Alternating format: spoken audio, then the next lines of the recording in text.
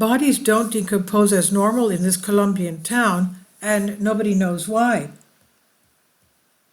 In a small town high in the Colombian Andes, Clovis Neres Bejarano kneels before a glass box holding the petrified corpse of her mother, who died 30 years ago, but looks as if she might just be asleep. Something like that. Saturnina Torres de Bejarano is dressed in the same rose print dress and green woolly jersey she was interred in, clasping a fake red carnation in her eerily well-preserved hands. She still has her little brown face round her braids, her hair. Bajanaro 63 told AFP, at her mother's final resting place in a museum displaying her body, and those of 13 others from the town of San Bernardo who became spontaneously and mysteriously mummified after death. If God wanted to preserve her, it must be for a reason, said Bejarano, a resident of the town some 100 kilometers at 62 miles south of Bogota. Torres was interred in a vault in the San Bernardo Municipal Cemetery in 1993.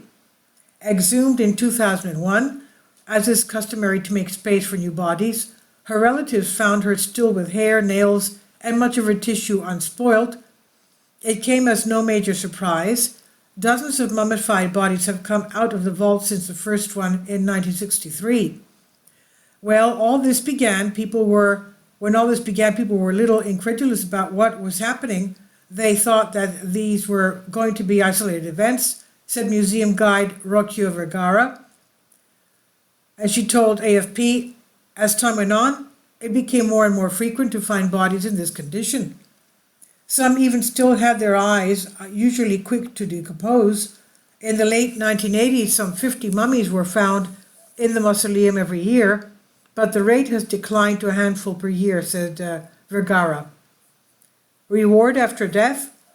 Despite numerous attempts by experts to explain this phenomenon, which has also been observed in countries such as Mexico and Italy, the reason for the spontaneous mummification in San Bernardo has never been pinned down, said Vergara. Some locals believe that the process of mummification is due to the fact that the person was too good and it is a reward after death, said Vergara, and there are others who consider that it is a punishment. Most are convinced it's because of the healthy diet of the residents of temperate San Bernardo and an active farming lifestyle. But this is not always borne out by the evidence. One of the mummies belongs to Jorge Armando Cruz, who spent most of his life in the big city of Bogota, where he died before being brought back to his birthplace for burial. There is no clear pattern to the mummifications. Those who are involved are of all different ages when they died, and no particular gender or body type predominates. Vergara said there is no particular sector of the cemetery that yields more mummies than others. Like an oven? Many believe the answer must lie in the burial vaults. The first mummies were found in San Bernardo only after the cemetery, which has no underground graves, was inaugurated. Prior to the 1960s, the town had 2 burial grounds with not a single known case of mummification, said Vergara. The climate in the area is humid, which would ordinarily aid decomposition, not hinder it, she said. Anthropologist Daniela Betancourt of the National University of Colombia said the phenomena could be due to the cemetery's placement on a steep mountain slope. The wind is constantly blowing as it is hot. It's possible to assume that the vaults work like an oven. They dehydrate you. This hypothesis still needs to be tested, Betancourt told AFP.